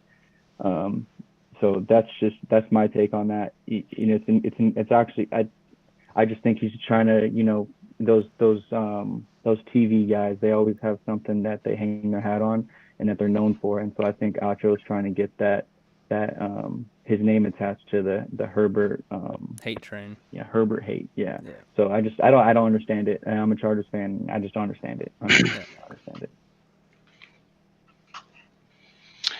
Yeah, I agree with you. I mean, I think I would take Herbert day in and day out over Tua. I will say, as it sits right now, and this is taking into account for injuries, I would say that Herbert right now is like, I would put him at 8 this season, but coming into the season, I had him top 5 QB wise. But with having injuries and stuff for Keenan Allen, I think Josh Palmer's also been out. I think the biggest star they have is Mike Williams. I would put him at 8 right now, just because of the situation that he's in. But he's top 10, even with his rib injury. I mean, he doesn't have his full arm strength because, every time he throws, he's wincing. I definitely think that you're correct. He is trying to put his name out there as a what's the word I'm looking for? He's just trying to attach his name to Herbert, and saying like, oh, we got to talk about this guy. So his name's back out there. He's in the spotlight. His name's running through the headlines of the sports page and all this other stuff. I think that is all that is. That is just to create some type of hype. Maybe it was to get at Herbert. Maybe now this next game, Herbert's going to have like the greatest game of his life, just to prove the haters wrong. But I don't think he has to do that, because I think coming into this season and coming into next season, he's still going to be a top 5 quarterback in my book, just because of the situation. He's number 8 in my opinion, but I definitely don't think he deserves any type of hate. The coaching staff, though, for the Chargers, that's who we need to start talking about if we're going to start hating on people, because I like Brandon Staley. I don't like Joe Lombardi. If you look at Joe Lombardi, Matt Stafford's worst years was with Joe Lombardi. Not saying that I don't, but he's terrible. I cannot stand Joe Lombardi. The only person that if we're going to fire Staley, it's got to be for Sean Payton. If it ain't for Sean Payton, then Staley's staying. That's how I view it. agree. Sean Payton would be a great hire for Los Angeles over there. Oh, it would be. And just throw that Herbert hasn't even played bad this season. He's got 2,000 yards. He's fourth in the league for yardage. He's got 12 passing touchdowns, which is fifth in the league, and he's got only 4 interceptions. Where he struggles is his QBR is 53.6. But he's been serviceable this year, and like you guys said, he's been hurt. My top 5 list right now would be I would put Herbert at 6 right now. I have Allen, Mahomes, which is kind of 1A, 1B. You can kind of flip-flop that. But I'm going to go Allen, Mahomes. Jalen Hurts has been balling out this year. I'm putting him at 3 just for this year, not saying like overall talent. And then Joe Burrow has kind of turned it on the past couple weeks. And then Lamar, and then I'll put Herbert after Lamar. But I think Herbert, you can flip-flop Herbert and Lamar just because Lamar, to me, his fourth quarter has been abysmal. Like, it gets to the fourth quarter, and you're like, Ravens might lose this just because Lamar's not good in the fourth. Who's your top 10? I want to hear who your top 10 is. Mine or Matt's? Yours. Brandon. Well, I just named 6, so, I mean, I can give you 4 the other 4. All right. This top head, put Kyler after Herbert. I mean, this has been bad quarterback play this year, so it's like, other than that, I just want to see if one. I just want to see if one particular quarterback makes her top 10. All right. Yeah, man. I didn't make a top 10 list. I made a top 5 list. All right. Kirk Cousins is playing decent this year, so I'm just gonna throw him in there. And then, Matt Ryan's the GOAT. I'm kidding. Okay. Yeah, Baker Mayfield maybe. No, I'm kidding. All right.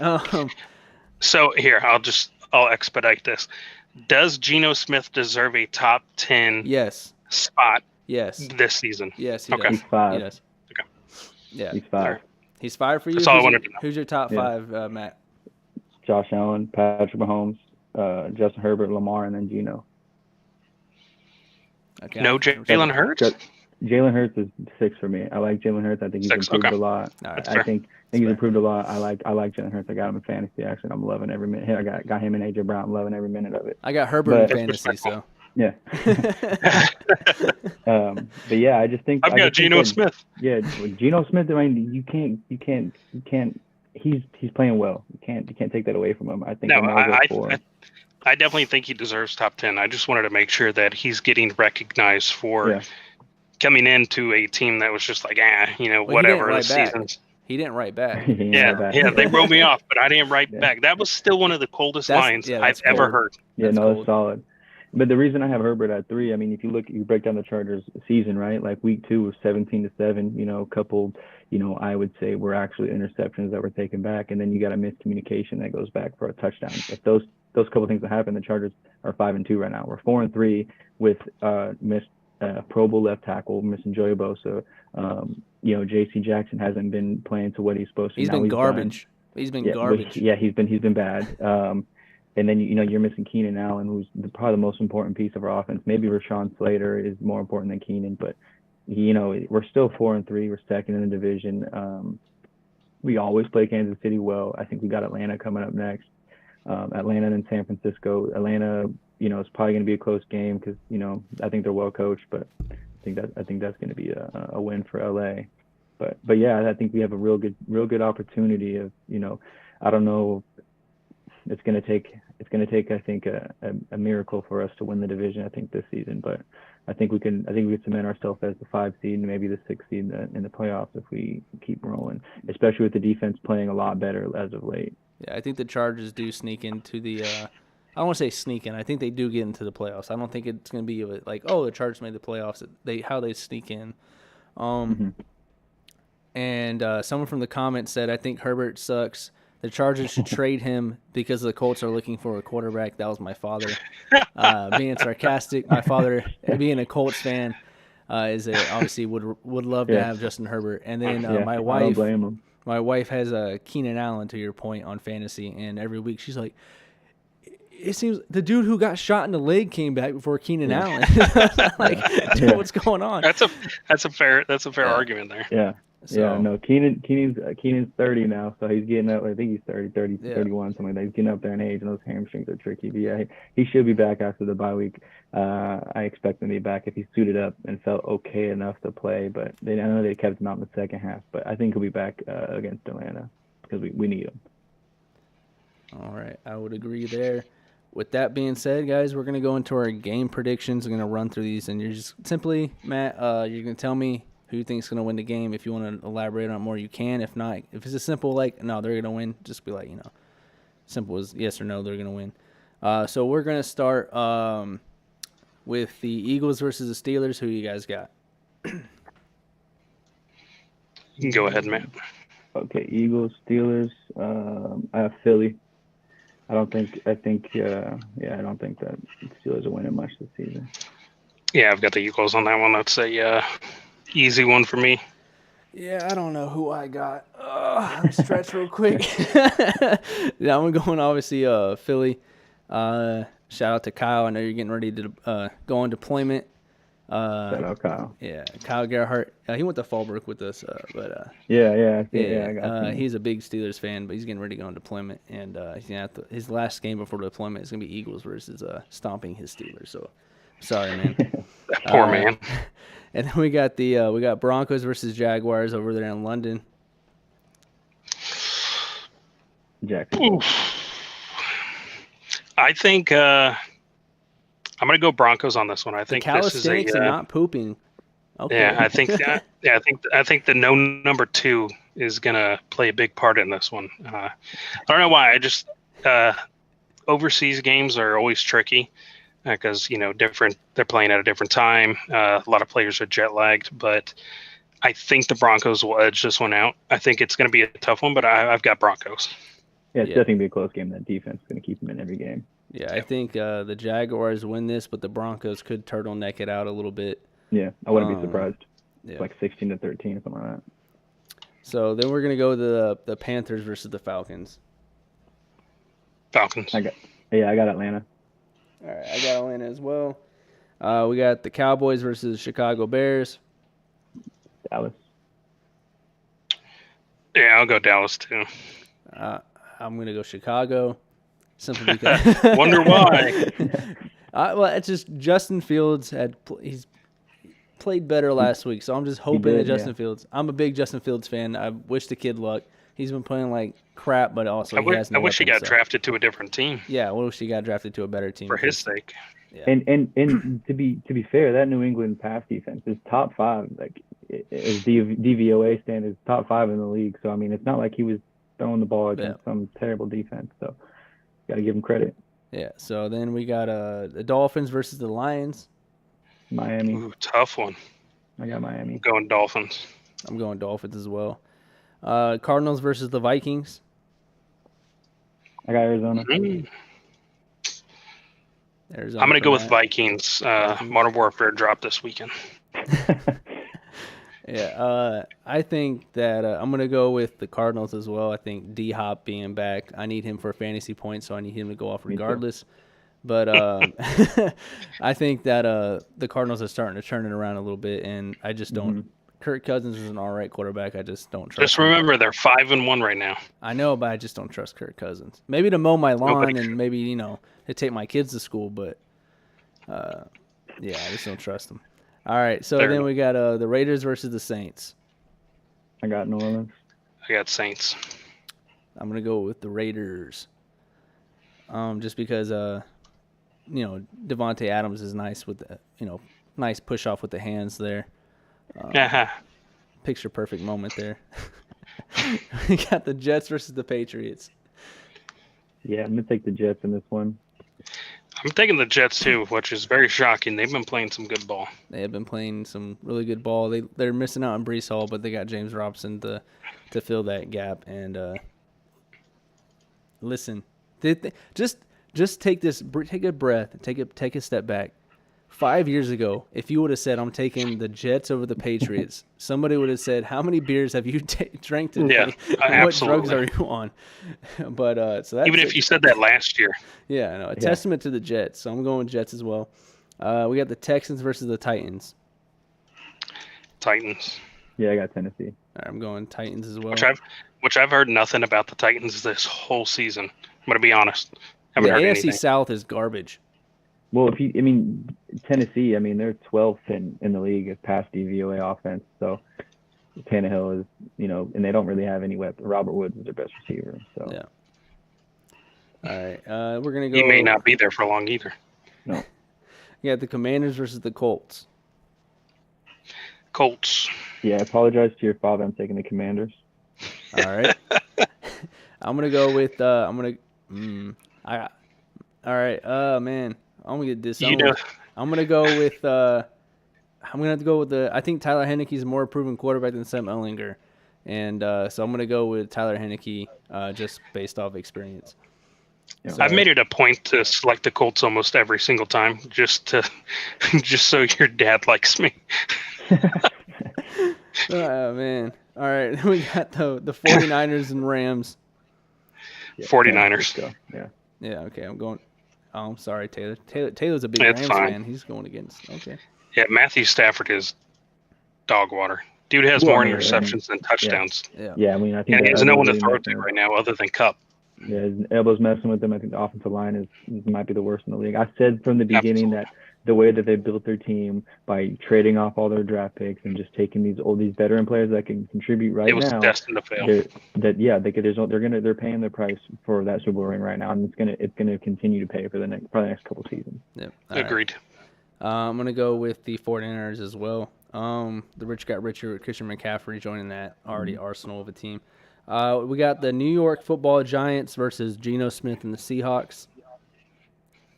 Got the Seahawks. Yeah, I'm riding with Geno in Seattle, Pete Carroll. Yeah, 100%. Even without DK.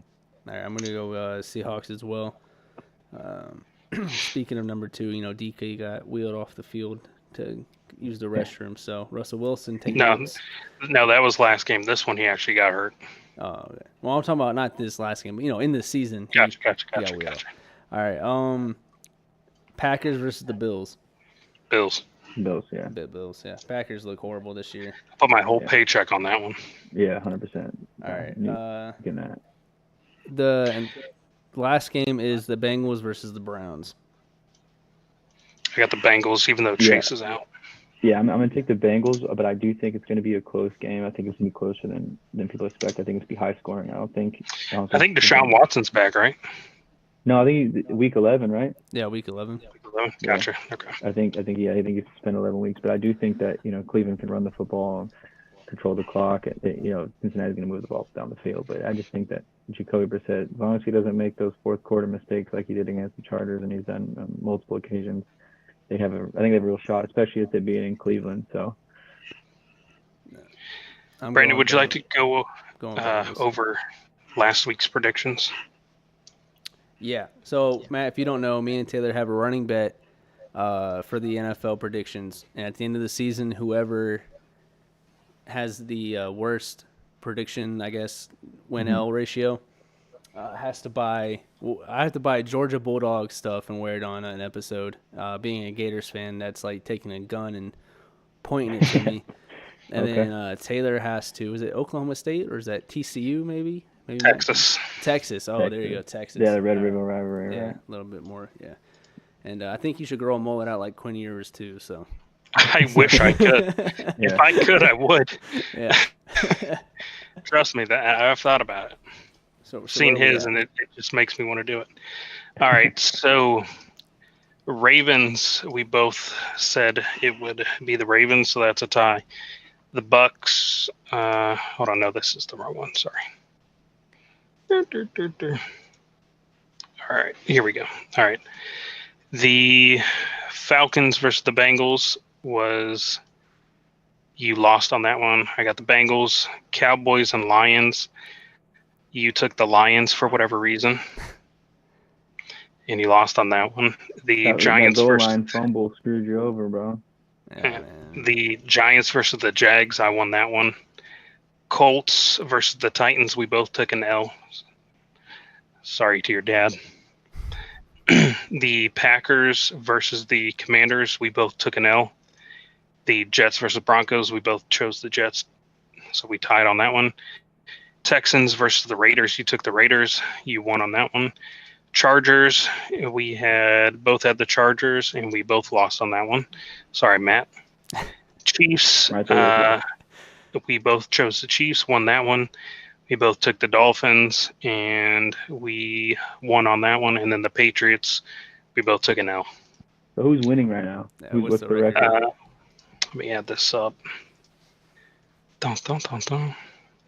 I didn't add it up before the show. I apologize. Right now, it is Brandon by 2. Whew. Brandon by 2. Sweat on a brow, man. Sweat on a brow. Oh, man. I don't like that at all. I just hope you have a fun time growing that mullet out and getting some Texas gear. Yeah, start now. Matt's an eyewitness, man. He's here with the bet. He heard the bet. Yeah. So I'm rechecking the numbers. Speaking of which, Matt, the card, the Justin Herbert card came from Tailor. I got it from him. Oh, so great, thanks. He man. sells Appreciate cards. Yeah, I got you. I will be. I've got another one that's coming that I'm going to send with it, so it hasn't been sent out just yet, but it is coming. Great, thanks, man. I tried to. I've like messed with it a little bit. Like collecting cards is just really expensive. Yeah, and I didn't realize how expensive it was until I started looking into it. Like you can't I learned the hard way that you can't just go to Walmart and buy a box. Like you have to actually spend the money and pay for. Hey, I hit on a card today. $20. Did you really? Russell Wilson card from Walmart. $20. About 20 bucks. Oh. It's not like I'm talking about lottery cards. So. No, Taylor got $1,000 card. He sold it for $1,000. Kenny Pickett. Who was it? Kenny Pickett. Nice. Yeah, Kenny Pickett 101. Yeah, if you're looking for cards, I got cards, man. All right, cool. Yeah, Cards Connect. I just got this one in. Just got this in the mail recently. Desmond Ritter. Yeah, they need to give him a shot. They need to sit down Marcus Mariota and give him a shot. Yeah. Yeah. So I mean, if anybody ever needs cards, I got you. Hit me up. I'll get you guys a deal, or I'll point you in the right direction. Whatever it is, I got you guys. You don't know how expensive it is until you marry Brandon Ignite, is what my wife said. No, look, I had to get a whole entire. I have a shelf with pull-out drawers, and they're all full of cards. Like this I'm just reaching in and grabbing a random stack of cards right now. Mm-hmm. See if I can pull it up without. I mean that right there. That's just a small handful. That's probably like 1% of the cards. And they're rated, right? They're all rated. No, they're not. I got a couple that are graded, and then the rest are just in top loaders and stuff. Oh, okay. But if you guys need cards, come to me. I got you, bro. We are doing a giveaway, Taylor. If you want to shout that out onto the stream. We are doing a giveaway. Let me pull out the giveaway set of cards here. Doing 2 cards for the giveaway. I have them somewhere in this massive stack of randomness. So I think actually tonight after the show, I'm going to be going through and getting the winner picked. But you get the Deuce McAllister card. Autographed. Yep, autographed card. And then you get a Chris Olave 92 out of 149 on his rookie card. That's a San Diego kid right there. Mission Hill High School. So a lucky winner on our Twitter. If you haven't already, go over to our Twitter. Like, retweet, and follow our page to enter. After the show, I'll give it probably an hour, and then I'm going to go ahead and go through and get the names and then spin the wheel, see who wins. We'll do this periodically. I've got plenty of cards to give out. So one lucky winner will receive a card. We've already done it once, and we sent a card out to California to the winner. So make sure you follow the page to be up to date on what cards are being given away. Some will be of value. Some may be trash. It's all dependent on who you like and stuff like that. But we try to give back and give something that somebody can hold on to for a while and has some type of value. And they're worth some money. They're not cheap cards. Oh yeah, everything that gets put up for a giveaway will be at least $30 or more, depending on the day. So. All right. Well, thanks for having me on, guys. I appreciate it. I had a lot of fun. I was going to say thank you. Yeah, it was fun coming on the show, man. I know you reached out to us before we got things going, expressing interest. I'm glad to get you on the show and good talking to you. I know we talk time to time on Facebook and stuff like that, but it's been a while since those Fallbrook days, so it's been a minute. 2 years, isn't it? So, I mean, it's good seeing you, man. You too, like I said, continue to talk. We'll continue to talk on Facebook and stuff. And for sure, bro. This, I don't want to say. I mean, it's up to you. This doesn't have to be your last time on the show. So Yeah, Agreed. anytime, bro. Anytime you guys just let me know. I love football, I love NFL, UFC, you name it, bro. I'm in there. yeah, sounds All good, right. man. But All I'm right, gonna bud. let you go, man. All right, man. Now Thank you you for guys coming on take the it show. easy. Nice meeting you, Taylor. All right, nice meeting you. Nice Appreciate Go it. Frogs. All right, peace out, man. Okay. I was going to end on that. Boomer Sooner. All right. Or one thing we can both agree on is horns down. I'm sure Yeah. he would agree. Yeah. So guys, Taylor, that was a pretty good long episode, almost 2 hours long, but I think that was a pretty solid episode. Yeah, that was great. I think we got a lot of topics covered. I think we got probably going to stir up some stuff on TikTok or YouTube with our opinions, but I think it was a great show. Yeah, definitely have to go through and go through 2 hours of footage and see what I need to post to TikTok is going to be time consuming. But guys, again, this is the last reminder. Make sure you subscribe to the YouTube channel. Hit that bell notification so we do go live at 7 p.m. Eastern Time. And if you want to be a guest on the show, hit us up on Twitter, DM us up on Twitter, and just reach out and say, hey, you want to be on the guest on the show, and we'll kind of go from there.